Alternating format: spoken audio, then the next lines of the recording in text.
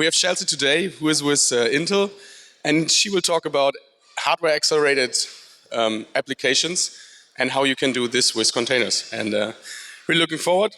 And just to, I'm a little bit late because I had a glitch, let's say. Just to make sure that everyone understands that what this community theater is about, we want to, for you to have a good experience. So if you have stupid questions, I very, very much encourage you to ask them, because we are 200 guys here. If you have a stupid question, then most likely 50% of the audience has the same question, but just don't want to ask the question. So feel free to ask any questions and have a very low bar in what questions you ask, because you can be sure that everyone else has the same question in mind. So please ask questions, even though you think it's maybe a stupid question. It's not. And I will try to come up with stupid questions myself. And Chelsea, go ahead. Hey everyone, thanks for attending. So this talk is on containerizing hardware-accelerated applications. It's intended as an intro to the topic for people who don't necessarily have experience with this type of app. I'm a systems engineer at Intel. I work in the data center group, and I work primarily with media and graphics cloud solutions. I normally work with hypervisors such as Zen, and sometimes I do work with containers, which inspired this project.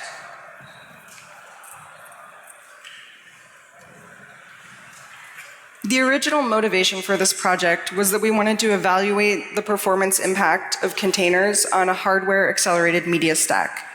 Typically, you assume that there's little to no performance impact for containers. However, we wanted actual data to back this up. I normally do performance tests on bare metal and virtual machines, and we wanted to know how containers would fit into our stack and if there would be any additional problems. First, since not everyone has background in this space, I'll be going over a few definitions. I'll talk about the media stack that I use, which is called Media Server Studio for hardware-accelerated media. Next, I'll go into situations where you would use containers for this type of app, and a few technical details on how to use them. I'll talk about an experiment, a capacity test, and some results, and then the major issues surrounding this type of stack, which is portability. First, a hardware accelerator is a processor or fixed function. This is excluding a general purpose CPU that's specialized to perform specific tasks or functions. An obvious example is a GPU. These can be discrete or integrated. There are also FPGAs, which are field programmable gate arrays. These are fully programmable pieces of hardware that can be used in fields like scientific computing and medical imaging. Next, another example is an ASIC, or an application-specific integrated circuit. An example of one of these would be for speech processing.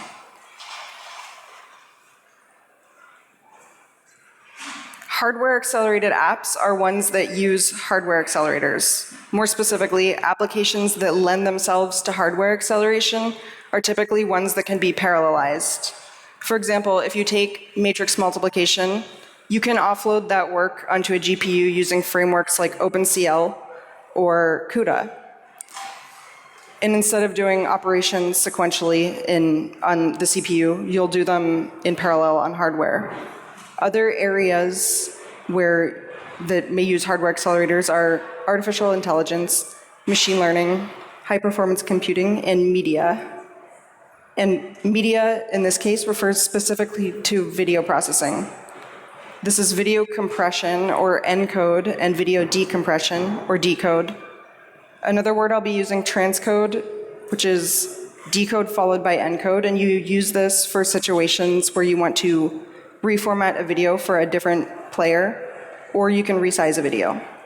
There are also filters which can be done in OpenCL, and you would use these for color conversion.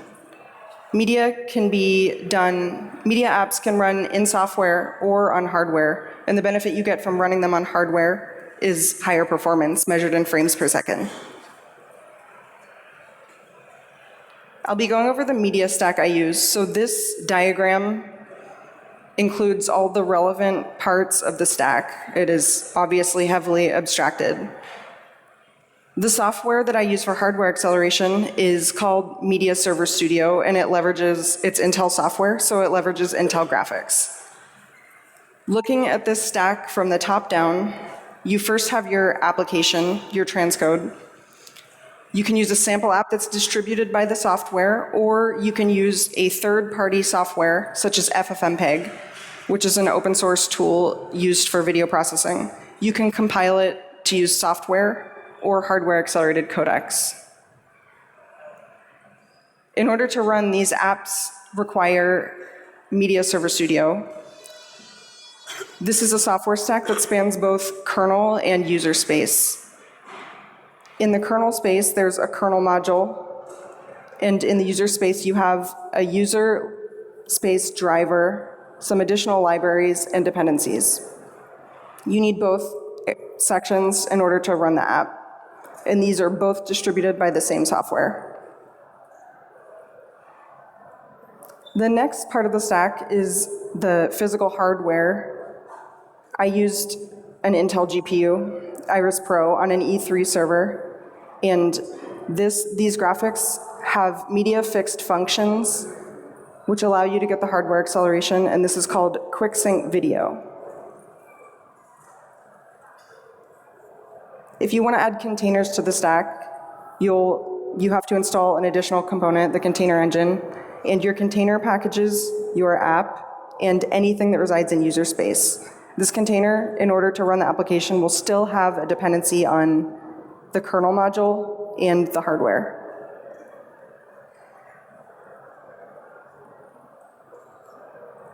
For reference, a software-only app doesn't have any obvious dependencies on the kernel or the hardware. I realize there are, you could have a multi-architecture container, however, I'm not addressing that in this talk.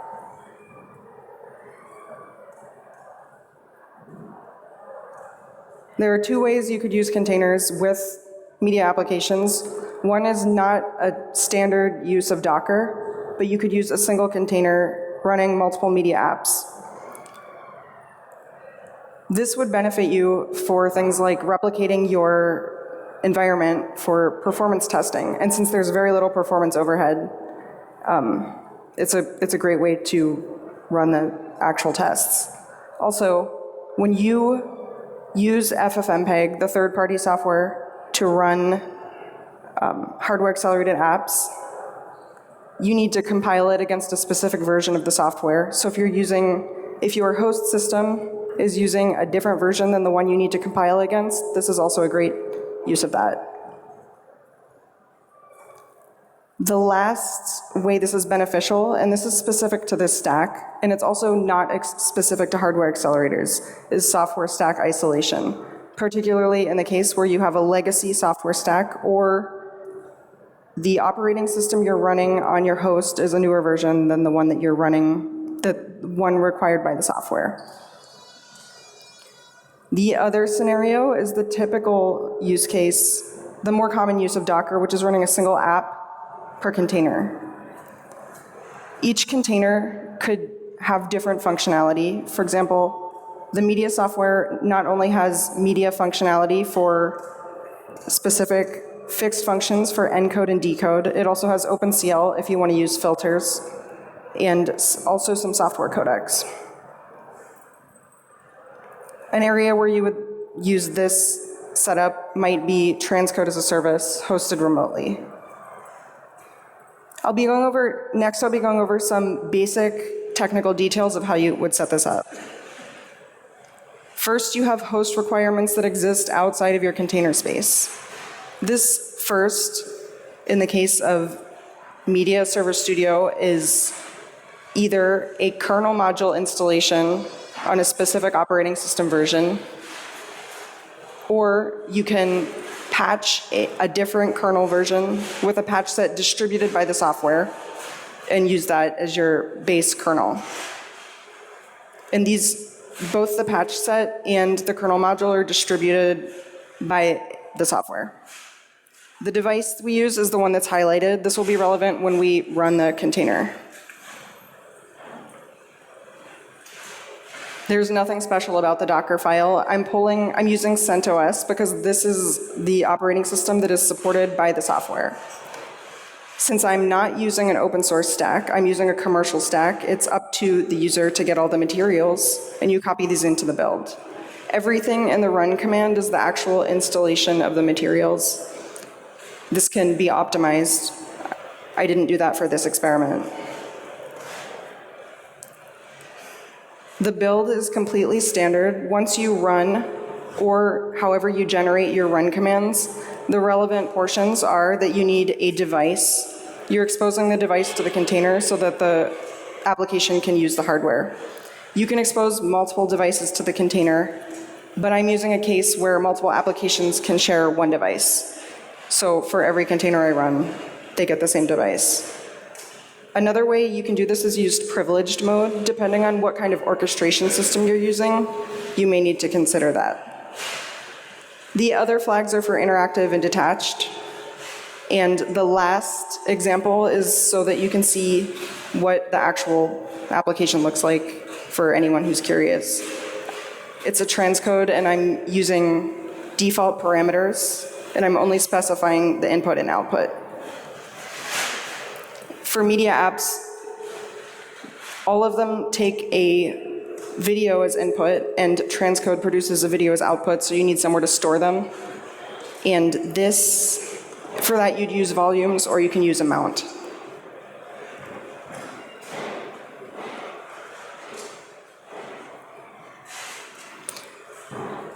For the performance analysis, I ran a capacity test, and how this works for media is that you test the number of concurrently running transcodes on a system before the average performance of any one transcode drops below a certain amount. In this case, it is 30 frames per second, which is real time for video. I tested the two scenarios I mentioned before, the single container where you are isolating your software stack, and the common use case of Docker, against a baseline, which is no containers. The first observation I made is that as the system is loaded, as the system reaches capacity, there's variability in container startup time. In addition to GPU usage, you're also using the CPU. And in a fully loaded system, this is something you'd have to consider for a production stack. However, since I was concerned with transcode performance alone, I ran them in the background and launched applications as I tested them. Running in detached mode, there was negligible change in performance. If you look at this graph, I'm showing the two scenarios against the baseline. The x-axis is the number of concurrently running apps. The y is performance measured in frames per second. Over each case, there was some change in performance. However, since I was measuring the capacity of the system, there was not a performance increase or decrease great enough to change the ultimate capacity. However, in the single container case, there was a very slight decrease in performance, and in multiple, there was a very slight increase in performance. For this test, it doesn't matter, but for high performance apps, or maybe other things you would be running in hardware, this may make a difference. The last observation is regarding portability. This isn't specific to this experiment. However, when your application depends on a driver, a kernel module, or hardware, and you're running this in a container, you're limiting the portability of the container. I'll go back to the diagram I was using and explain this with some pictures. So here's our basic media stack with Docker. If you think back to the software-only example, there's no obvious dependencies on the underlying hardware or anything in the kernel.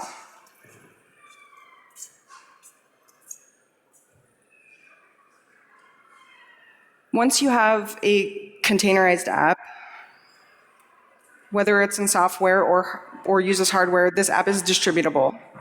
In the software case, it's typically host agnostic if you have the correct underlying architecture.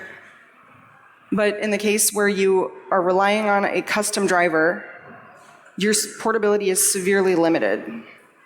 There are some innovations around this space. Certain hardware accelerators offer Docker plugins or wrappers. You can use it as a command line interface to manage the part of the portability issue. Ideally, these plugins check for host and container space compatibility and either prevent you from running an incompatible container on your host or enforce compatibility in the container. The downfall of these is that it's an additional component you need to install. So the user is responsible for another component of their stack, and they need to update it. Another way, or from a portability perspective, it's better if applications don't rely on a custom kernel.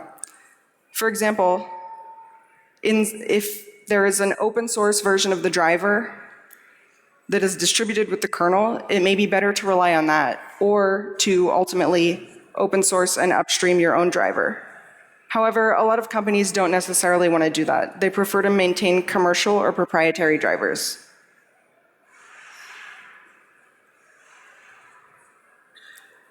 The last component regarding portability is the physical hardware. If you want to run a hardware accelerated app, there's no way around this. You have to have the hardware.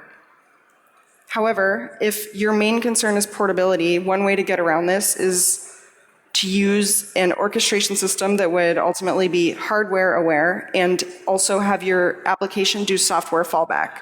This way, you could run the application, but you wouldn't get the benefits of hardware acceleration.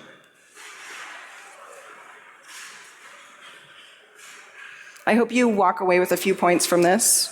The first is that running accelerated apps in containers is not difficult, and it uses existing Docker capabilities.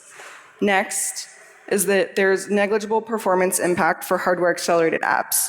This is important because when you're using hardware accelerated apps, you're typically most concerned with performance. Next, and this isn't specific to hardware accelerated apps, containers are helpful for reducing conflicts with the host.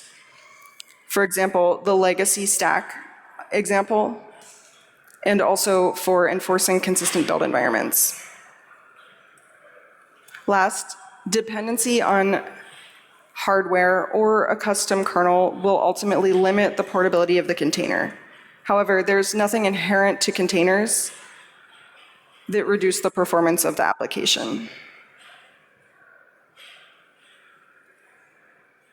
If you want to check out the stack I was talking about, the first link is the commercial version. There's a free community edition. There's also an open source portion of the stack, Media SDK. The second link is their GitHub account. However, this stack still relies on some of the components from the commercial one. So, last, there's another group at Intel called the Open Source Technology Center, and they also do work with GPU stacks and Docker. And you can check them out at the third link. And if you have any questions, feel free to contact me on Twitter or my email. I'll also be doing a hallway track. Thank you.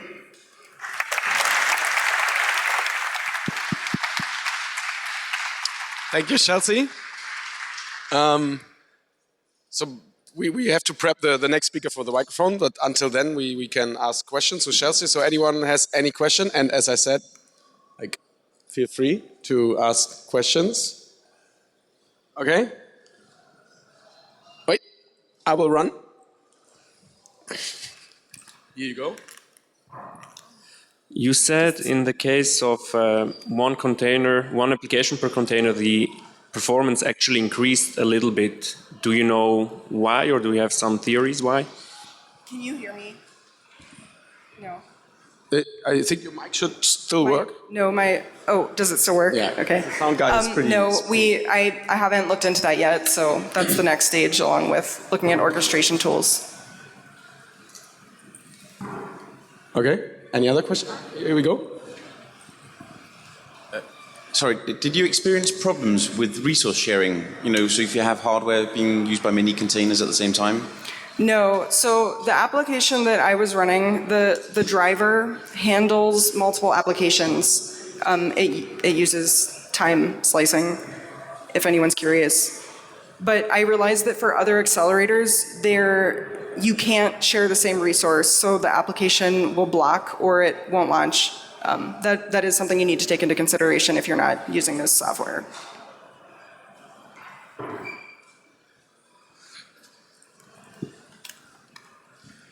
Have you considered distributing the driver along with the container? I haven't considered that yet. So I'm not a developer on that team, but that is a good suggestion for them. Any other question? I mean, and on this part, I think at Docker so if you have a GPU, for instance, and you need a kernel module, then there was a cool hack where you had a container running in privilege mode who was loading the kernel driver like before you start the application. So there's like some weird hacks you can do to like. Could you ask that again? No, I think Sorry. it's not a question actually. Yeah, but, okay, it's a point. And, okay. Yeah. Sorry. Anyway. Okay, cool. Ricardo, you are next. Thank you, Chelsea. Round of applause.